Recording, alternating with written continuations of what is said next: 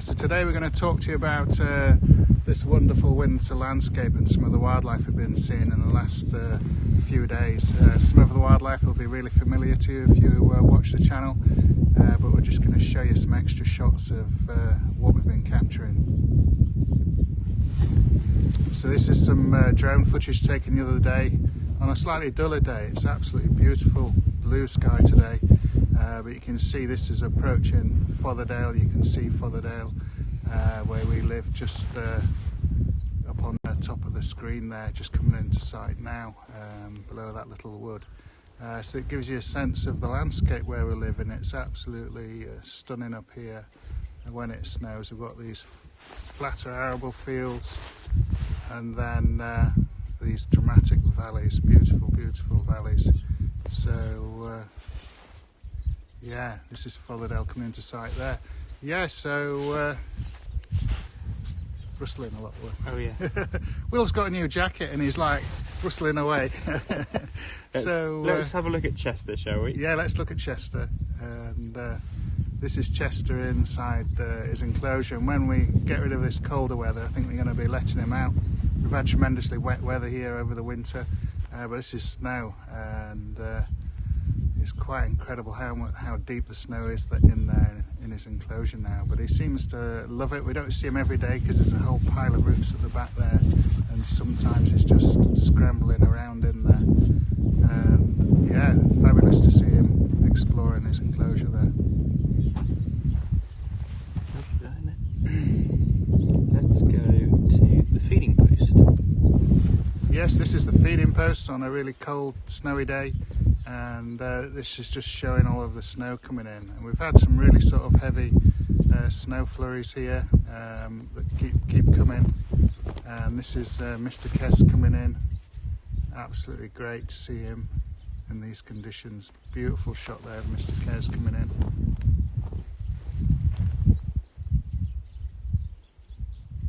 Where would you like to go next? Should we go down to the Buzzards? Sure. Yeah, so we've got, this is our usual buzzard camera. We've had this for over a year now, this camera here, and these buzzards have got really used to us. But we've got here a fox coming in, and he's just passing by to see if there's any tidbits. This is, can't tell whether it's a male or a female fox from that shot. I think it's a dog fox just by the size. Yeah, and there we have a buzzard coming in. Great to see that. If you just move me a sec, Will, I'm covering the buzzard. Yeah, there we go. Grabbed the wrong one. So there we go, move me up there. So I'm up in the corner now. And yeah, so these are the buzzards, and I know these all sort of individually by their feather markings. It's great to see them coming in. We've had a few different buzzards visiting down here, and anyone that watches the live cameras, we've got a new buzzard setup, but we'll just watch these ones which are just down the valley, and that's the tree just below there. That's the tree. I put my drone into the top of that tree, just right in the corner of the picture there. I was just trying to, oh, he's looking down the lens at us now. Shall we go to the new camera? Yeah, so we're just going to take it to the new camera. This is one that we've got up at Ashwood, and this is a new buzzard coming in. I actually fitted the camera and I drove back down here. Buzzards can be really shy. The feeding station we have down there, if the buzzards saw me there, they wouldn't actually go down there for 4 days, and quite often I'd have to feed them at night to get them down there feeding. But once they caught on to the idea that I was actually feeding them, they became more tolerant. But I've been feeding these buzzards here all winter, and they've actually got used to me quite quickly, these ones.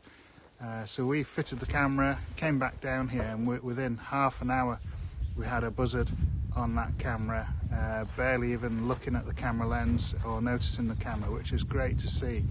And then throughout that day, within 3 hours, I think we had 3 buzzards come down. And these are all about 2 years old, these buzzards, second calendar year, so just under 2 years. And we can tell that by their molt pattern, and we'll take you through that another day, because it's quite fascinating to watch the molt pattern of these big birds of prey, and you can age them to a point until they reach their proper adult feathers. So they will molt all of their main primary feathers for flight, and the further wing you go up, you can see some of the juvenile feathers that are a little bit tatty and are also lighter fringed, but we can talk you through that another day when we get more of the buzzard footage and clearer pictures of the 3 buzzards that we've had there.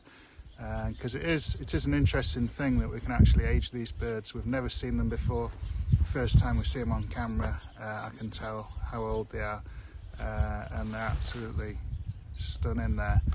And that evening we had tawny owls come into that same feeding area, and there was 2 tawny owls, which is a great sign. And then they went to investigate a nest site that I've built up there as well, which is a really good sign that they're investigating the nest site. But yeah, it's all good stuff. We've got anything else there, Will? We've got something down on the climbing frame. Yeah, down at the climbing frame. So this is a stoat down at the climbing frame, and yeah, this is one of the male stoats by the looks of it, and he's on the kiddies paddling pool, which is all frozen at the moment, and he's just having a little scamper around there in the snow. And this is just down here behind me, but that's a great little area to film the wildlife in the snow. Yeah, so if there's any, we're taking questions next. We've got an announcement and then questions. What's the announcement? What's on tonight, Rob? Oh yeah. So tonight, for anyone that can get BBC channels, we're on the One show, which is 7 o'clock tonight, and we're going to be showing some of the winter wildlife. So we're doing a programme throughout the seasons. So we're hitting winter now, obviously, because we're into winter. Keep it all timely, and then we're going to do spring next. We're going to start working on spring as soon as we've done the winter edition, and then we're obviously following through to summer and autumn. And we're going to follow our wildlife here on the One show throughout the seasons, which is really exciting to have this all pulled together into wonderful little short films on the One show. Okay, so we've got a few questions here coming in, and if you do have more questions, do pop them in the chat and we'll try and get through as many as we can. So the first one comes from Jeff Nielsen. If a stoat or weasel came in contact with a polecat, would they try and kill each other?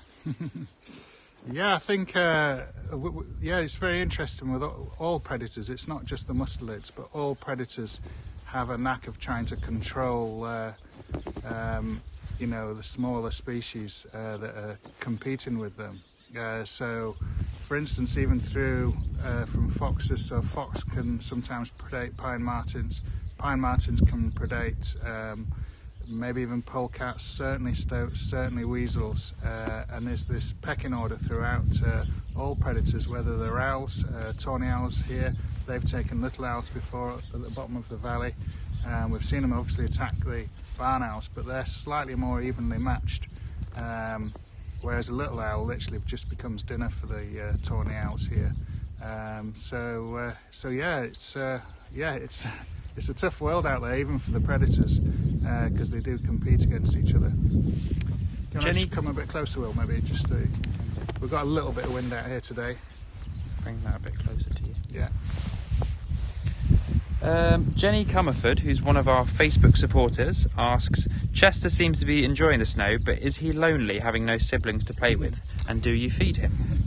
Yeah, I obviously do feed him. He's in an enclosure, and we were going to be putting him out, but the weather has just not been brilliant really, so we're waiting for some better weather. We had a very, very wet winter, and now we've got these really cold, crisp conditions, and they are solitary stoats and weasels, but there is some interaction going on between these, which is quite interesting, but mainly a male weasel will be totally solitary at this time of year.